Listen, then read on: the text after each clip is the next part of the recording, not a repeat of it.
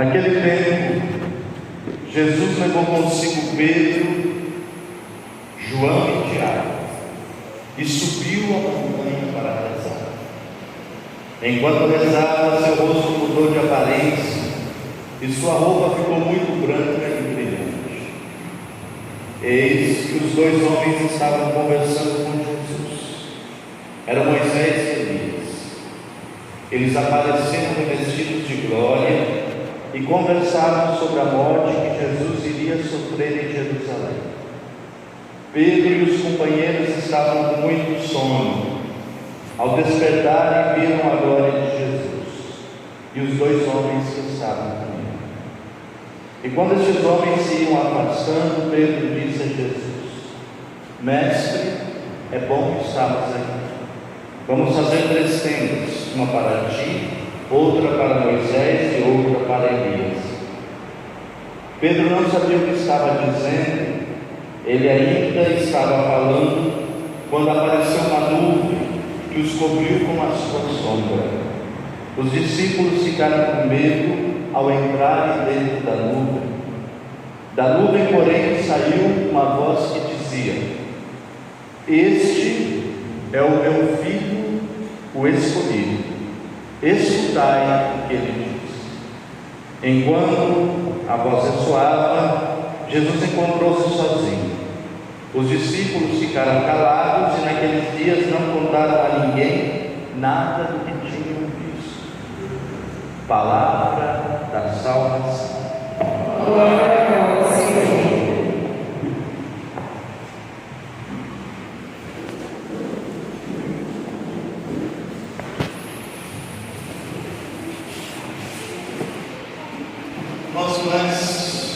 Nós estamos no segundo domingo da Quaresma, esse tempo de preparação para a Páscoa.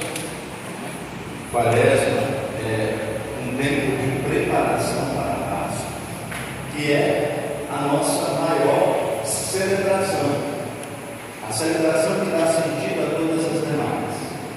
É porque Jesus ressuscitou e está vivo que nós nos encontramos. A Quaresma, já falávamos no último domingo, ela tem uma duração de 40 dias. Daí o nome Quaresma, 40. Falávamos também da simbologia desse número 40 na Sagrada Escritura, que quer dizer assim, um tempo necessário para que haja uma transformação interior. É claro que é simbólico, mas a Quaresma tem esse sentido.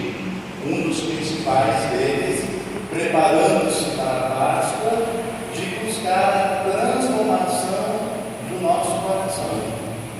Por isso é um tempo que a igreja nos convida intensamente à oração, que qualquer transformação que possa acontecer em nós, ela será possível apenas quando nós buscamos as forças em Deus na oração. É um tempo também que nos convida a olhar para o cuidado que nós somos chamados a ter para com os outros através da caridade, da partilha, né? E também é um tempo que a igreja nos convida ao jejum, que é aquela atitude que nós temos, não de nos privarmos apenas de alimento, porque nós queremos ficar esteticamente dentro do peso, mais fitness. Não é isso.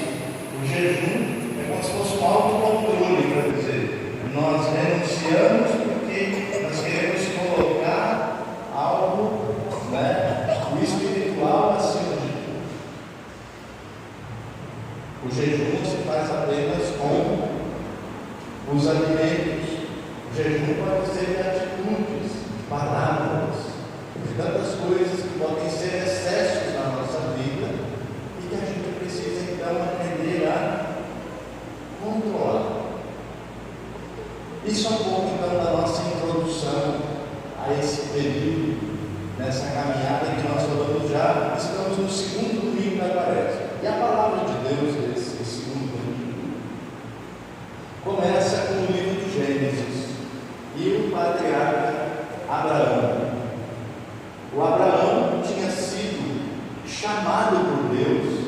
a deixar a sua terra e os seus pais e migrar para uma outra terra, a famosa terra prometida, que Deus prometeu dar a Abraão e aos seus descendentes.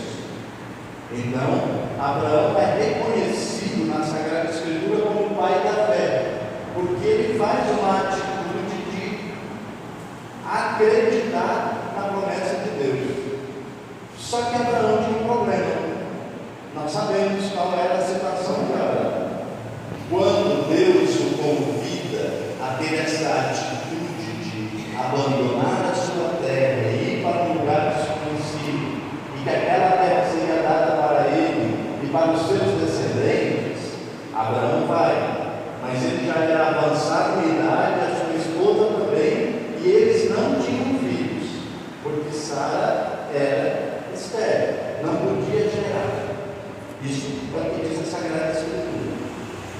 A leitura de hoje é quase como uma continuidade dessa relação próxima de Deus com Abraão. É muito bonito porque o texto começa dizendo assim: eles viviam, eram nômades, viviam em tendas. Deus diz para Abraão, quase como um pai que vai conduzir o seu filho numa noite estrelada, ele diz: Abraão, vamos ali fora dar uma olhada no céu, o que você vê? Eu vejo milhares de estrelas. Aí Deus diz para Abraão: você consegue contar? Abraão não consegue contar isso. Assim vai ser a tua descendência. É claro que nós podemos supor que Abraão está lá meio na dúvida. Como está acontecendo isso mesmo, né? Porque Deus é todo, já foi idoso. A minha esposa também está. Nós não temos filho algum. Como é que a minha descendência? E Deus convida Abraão a acreditar. Deus diz a Abraão: acredita, tenha fé.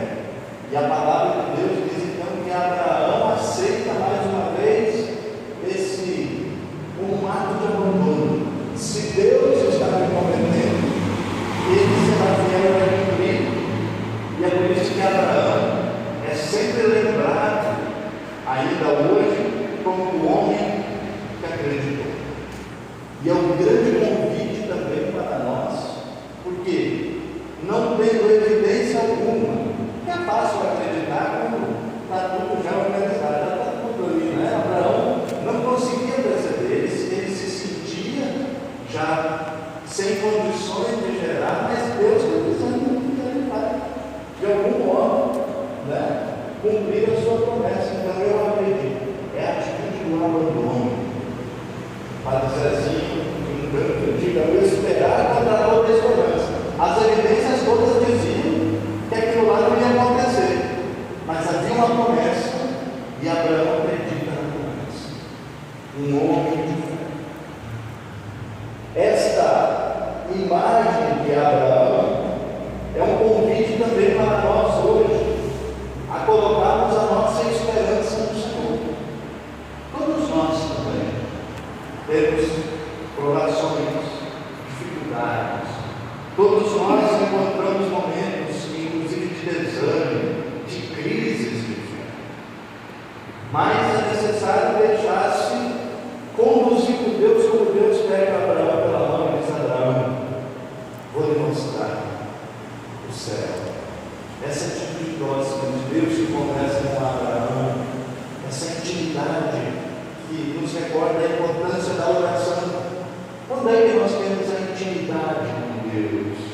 É quando nós nos recolhemos no silêncio. E quando nós entramos e deixamos Deus falar conosco, conversar conosco. Isso é possível através da oração. Então a atitude de Abraão é um grande convite para nos recordar que esse tempo da Quaresma é um tempo que a gente precisa recuperar. Talvez a gente tenha deixado de lado a oração. Talvez nós tenhamos tantas desculpas, tanto compromisso, tanto trabalho, tanta coisa, e aí eu não tenho tempo para Deus. Só que quando a gente não dá tempo para Deus, a nossa fé vai ficando enfraquecida. A gente deixa de acreditar nas promessas. A oração nos ajuda a nos recolocar nessa intimidade. E nós sabemos que Deus não é um Deus terrível, mas é como um Pai amoroso que cuida e que se preocupa conosco. E aí a importância de nós deixarmos que quando Deus nos falar a oração, como Ele falou no Abraão. Irmãos e irmãs, eu passo agora ao Evangelho, que também é muito importante, porque o Evangelho desse domingo, o segundo domingo da Quaresma, é o Evangelho que fala da transfiguração de Jesus. Esse Evangelho, ele precisa ser compreendido no seu contexto.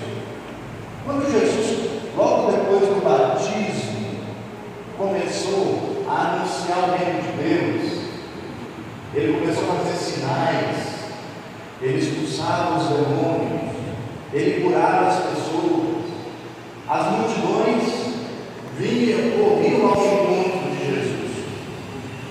Aí Jesus chama os discípulos e os discípulos ficam empolgados, vendo toda aquela multidão de pessoas.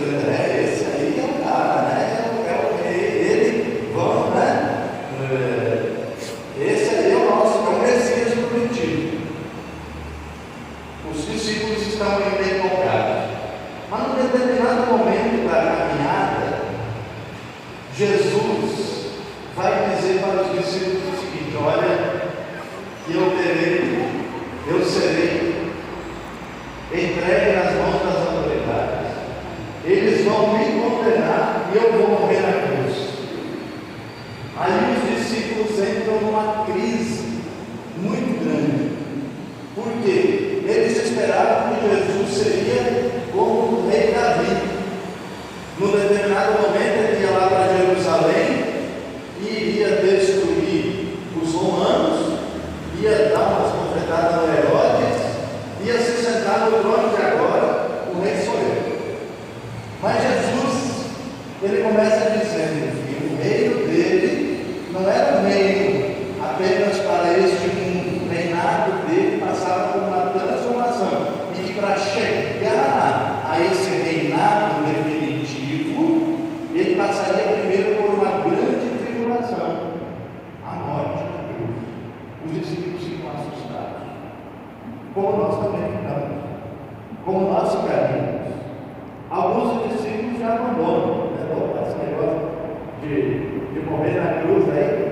Mais ainda, porque logo antes desse texto Jesus vai dizer assim: ó, eu vou para Jerusalém, lá em Jerusalém eu serei condenado, vão me crucificar, eu vou ressuscitar no terceiro dia. Mas os discípulos esqueceram, não era impressionado, não. Sofrimento, provação, dificuldade, né? Os discípulos ficam assustados. Mas Jesus vai dizer assim: mas quem quiser me seguir, tem que tomar, assumir a cruz e vir atrás de mim. Aí os discípulos entram em crise, eles estão assustados.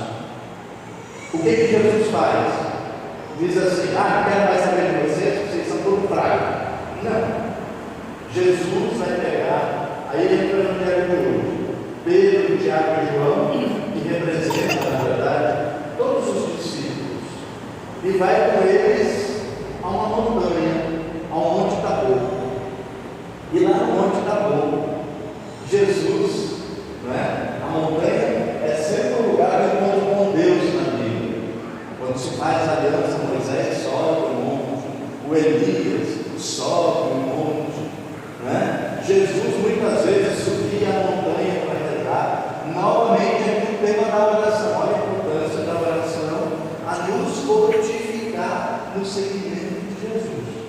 Por quê? Jesus vai deixar muito claro que dificuldades, provações existem. Ele não promete que a vida será sem dificuldade alguma. Se alguém promete algo sem provação e sem dificuldade, podemos ter certeza que está se afastando da proposta de Jesus, porque Jesus vai ensinar um caminho diferente. Qual é o caminho que Jesus ensina? Para chegar à vida em plenitude. Não é o caminho que passa, aí nós lembramos do Evangelho da semana passada, das tentações. O diabo vai dizer para Jesus: você é poderoso, usa o teu poder, você pode ser muito famoso, faça-se sinais miraculosos, se coloca no lugar de Deus. E Jesus vai dizer: não, o meu caminho é diferente. O meu caminho é do amor. O meu caminho é da misericórdia. O meu caminho é do perdão. O meu caminho é, e quem quiser ser muito grande, muito importante, não é aquele que domina e pisa nos outros, mas é aquele que se faz servidor. Quando Jesus faz isso, ele acaba incomodando aqueles que se sentem, estão lá, dominando, excluindo, vendendo inclusive uma fé que não tem nada a ver com Deus. O que Jesus faz lá também? Expulsa os vendilhões que transformaram o encontro com Deus num negócio. Se você quiser que Deus te atenda os teus pedidos, você tem que comprar um carneiro, uma pomba, um negócio, e tem que ser só aquilo, o dinheiro não tem, cara, tudo uma máfia lá, porque a pessoa tinha o dinheiro dela, mas ela não podia ir lá no tempo e dizer: eu vou fazer o sacrifício. Não, você tem que trocar o teu dinheiro pelo dinheiro do tempo. Então o dinheiro do tempo tem que pagar uma taxa. Não já tinha dinheiro dela. Aí Deus vai dizer: não, transformar a casa no negócio. E quando ele expulsa os servidores do templo, as autoridades e todos aqueles que dominavam esse homem, a gente precisa evitar. Jesus poderia ter fugido, falou: opa, estão me ameaçando, eu vou fugir, né? Mas Jesus vai permanecer fiel.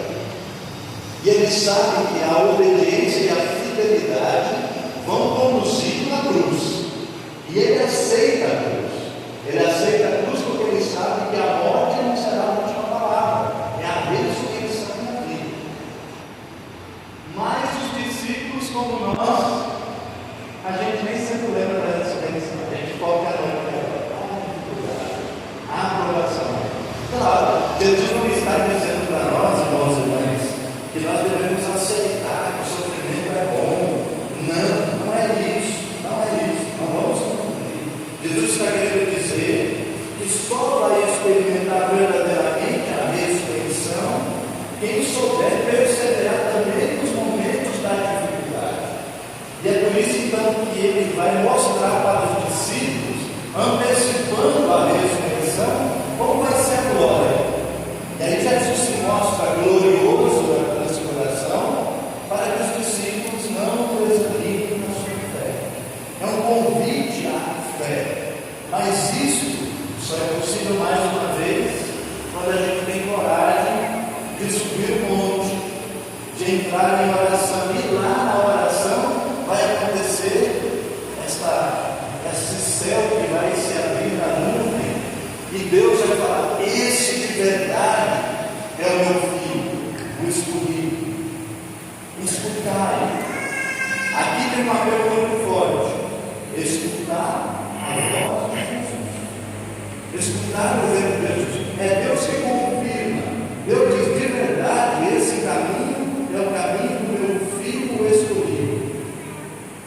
Aqui, irmãos e mães, vem um lembrete para todos nós. E um convite a fazermos uma reflexão. Que vozes nós ouvimos? É a voz de Jesus, o escolhido, que nos propõe o caminho das bem-aventuranças, o caminho do amor, da generosidade? Ou a gente às vezes se impressiona por outras tantas vozes que parecem mais sedutoras, que resolvem temporariamente, mas que não vão nos conduzir à ressurreição? Então é importante nós escutarmos a palavra de Deus. E a palavra de Deus é escondida por Jesus, que é o verbo, a palavra encarnada. Ele é o Filho escolhido. Nós precisamos buscar sempre essa clareza na oração. Então, concluindo, eu diria assim: vamos aproveitar bem esse tempo que parece, que é um tempo de renovação espiritual. A Quaresma é um tempo que nos convida a voltar para a oração, porque na oração nós conseguimos escutar Deus nos falando. Através da oração nós conseguimos enxergar melhor aquilo que às vezes é confuso. Lá na oração nós podemos falar para Deus das nossas dificuldades, inclusive das nossas limitações. Não tem problema. Abraão é perdido. Não é? Olha lá o que Abraão é. Mas será que isso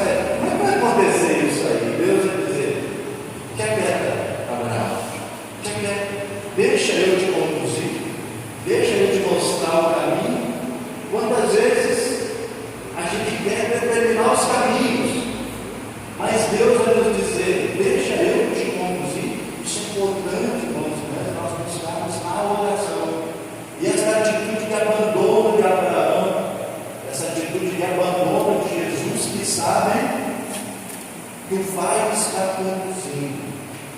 E deixa Deus conduzir para que a sua vontade seja feita.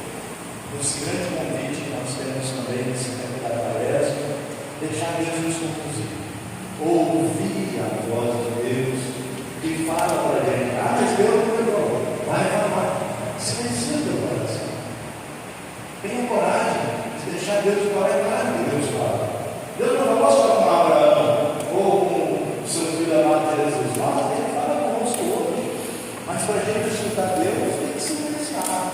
Tem que criar esse espaço para que Deus venha ao nosso encontro. Esse, portanto, é um dos grandes convites da Quaresma e é uma oportunidade que Deus nos dá de renovar a nossa fé, de sairmos fortalecidos e fortalecidas do seguimento de Jesus. Louvado seja nosso Senhor Jesus.